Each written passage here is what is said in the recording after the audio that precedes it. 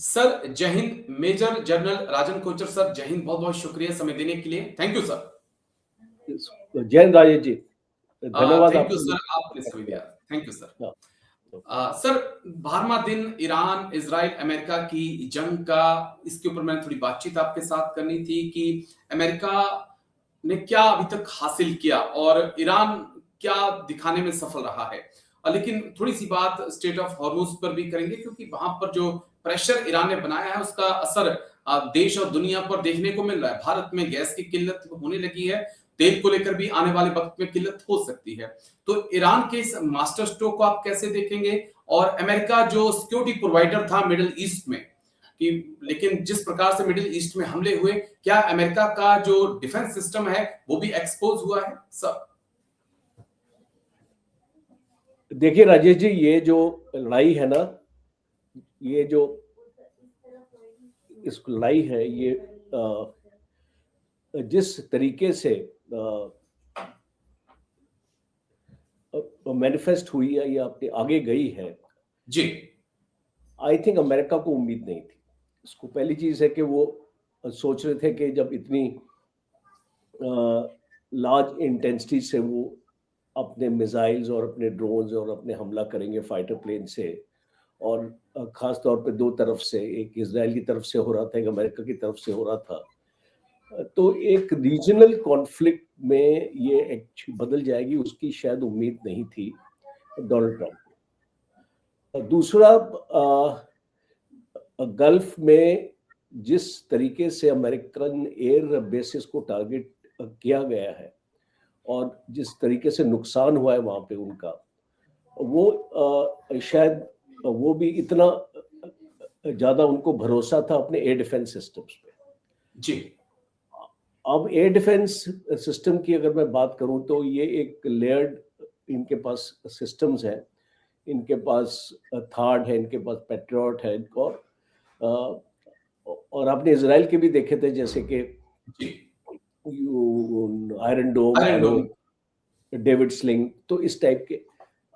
अब air defence systems की एक वल्नरेबिलिटी होती है, एक लिमिटेशन होती है। जब आप एक स्वॉर्म ड्रोन अटैक करते हैं या आप मल्टीपल मिसाइल से अटैक करते हैं, और आज तो इसको ईरान के पास मिसाइल्स में MIRV टेक्नोलॉजी वाली इनके पास मिसाइल्स है। ये इसका ये मतलब है कि multiple independent re entry vehicles, अब ये आपके एक्सोस्फीयर में चली जाती हैं और फिर लॉन्च होती हैं, और 10-10, 12-12 वॉरहेड्स डिफरेंट डायरेक्शंस में आते हैं मल्टीपल टारगेट्स को एड्रेस करने के लिए। और जिस स्पीड पे आते हैं, टर्मिनल वेलोसिटी होती है 10 से 12 मैक, और उसको आप एक हाइपरसोनिक में लेके चले जाते हैं। जी, तो हाइपरसोनिक कैपेबिलिटी को मैच करना पॉसिबल नहीं इन सिस्टम्स का, और इसीलिए हम देखते हैं आप 10 अगर आपके पास आई मिसाइल, तो आपने 5 या 6 उड़ा दी, और आपकी बाकी जो मिसाइल है वो टारगेट पे गिरेंगी। ड्रोन्स का भी यही हिसाब। और ये लड़ाई अमेरिका को बहुत महंगी पड़ गई है। मोर देन $10 बिलियन अमेरिका के खर्च हो गए। दूसरा, आप जिस मकसद से चले थे, जो आपकी जो ऑब्जेक्टिव्स थे, वो ऑब्जेक्टिव्स आपने अपनी फौज को क्लियरली नहीं बताए। ये कोई भी लड़ाई होती है, एक आप पॉलिटिकल एम होता है उस लड़ाई का, जो उसके नेता होते हैं, पॉलिटिकल लीडर्स होते हैं, वो डिसाइड करते हैं कि हमारा पॉलिटिकल एम क्या था। ईरान में क्या था पॉलिटिकल? जी, डोनाल्ड ट्रंप ने इसको अनाउंस किया था लड़ाई से पहले, हमारा पॉलिटिकल एम है कि हम यहाँ रिजाइम चेंज करेंगे।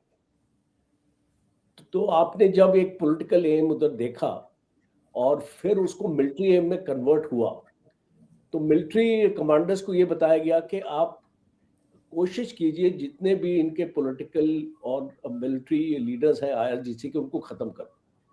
जी, तो पहले दिन आपने क्या देखा? पहले दिन आपने देखा कि जितने भी मिसाइल्स हैं वो ज्यादातर इनके पॉलिटिकल, जहाँ पे इनके हेडक्वार्टर थे, जहाँ पे इनके रेजिडेंसेस थे, जहाँ पे इनका पैलेस था, वहां जी, पे मिसाइल्स की स्ट्राइक्स हुई थी। बिकॉज एम साफ आपने दिया फौज को शुरू में कि हमको इनके लीडर्स को खत्म करना है। एग्री और सर। उस उम्मीद से कि अगर आप इनके खामनाई को मार देंगे, सपोज खामनाई को मार देंगे, तो आईआरजीसी सबसे बड़ा कांटा था। अमेरिका ने डिसाइड किया कि भाई, और अमेरिका ने इवेलुएट भी किया कि अगर हम इसको आईआरजीसी को कमजोर कर देंगे, आईआरजीसी को खत्म कर देंगे, लीडरलेस बना देंगे, तो आईआरजीसी हमारे सामने टिक नहीं पाए। जी, बिकॉज अगर आप देखें आईआरजी का स्ट्रक्चर 31 डिस्ट्रिक्ट है ईरान में, और हर एक डिस्ट्रिक्ट में एक आईआरजीसी हेडक्वार्टर है। है। और वो डायरेक्टली जितने भी आईआरजीसी के कमांडर्स हैं, वो जो उनका चीफ होता है उसके थ्रू खामेनी से ऑर्डर लेते ओके, हैं। अब आपने खामेनी को मार दिया तो उन्हें सोचा कि भाई अब ये खत्म हो जाएंगे, बट एक प्लान भी इस खोमेनी का था, और उसको आईआरजीसी को बताया था कि अगर मेरी मौत हो जाती जी, तो आप मोज़ैक वॉरफेयर स्ट्रेटजी को अपना उसको अख्तियार करना। वो एक डिसेंट्रलाइज तरीका है लड़ने का, एक ऑटोनोमस तरीका है लड़ने का। आप आपको हमने टारगेट्स हमने दे जी, दिए, और इस लड़ाई को आपको एक रीजनल लड़ाई में कन्वर्ट करना ठीक है, है। रीजनल इसको कैसे कन्वर्ट करना है, आपने इनके एयर बेसिस के ऊपर अटैक करना है, और उसमें कोलैटरल डैमेज होगा तो होगा। तो इस तरीके की लड़ाई आपकी बड़ी आगे, और अमेरिका की जो विजुअलाइजेशन थी वो सही नहीं थी, ओके सर, और आईआरजीसी को कोई फर्क नहीं पड़ा। उनका लीडर आपने मारा, एक ट्रांजिशन काउंसिल आ गई, उसने अपनी रिस्पॉन्सिबिलिटी संभाली, और आईआरजीसी ने हमले करे। दूसरा, आपका एम तो रिजाइन चेंज का आपका कामयाब नहीं हुआ, फिर आपने अपने एम अपने बदल दिए।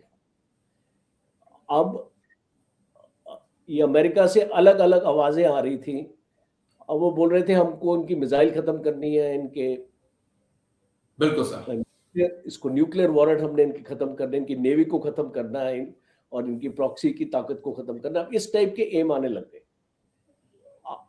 अब मिलिट्री कमांडर्स को पता था हम इसकी एक बाहर से लड़ाई में इनकी मिसाइल पावर को खत्म नहीं कर पाएंगे, न्यूक्लियर पावर को नहीं खत्म कर पाएंगे, 12 दिन की लड़ाई में भी नहीं कर पाए। एग्री, गलत एक नैरेटिव अमेरिका ने निकाला था कि हमने इनका न्यूक्लियर हमने खत्म कर दिया, वो नहीं कर पाए।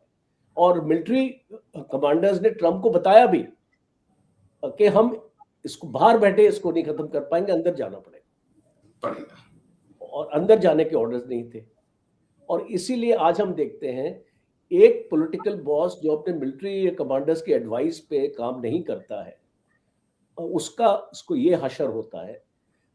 एक लेसन है लड़ाई में, जब भी आप बिल्कुल सर, लड़ाई आप लड़े तो मिलिट्री कमांडर्स के ऊपर भरोसा करना जरूरी है।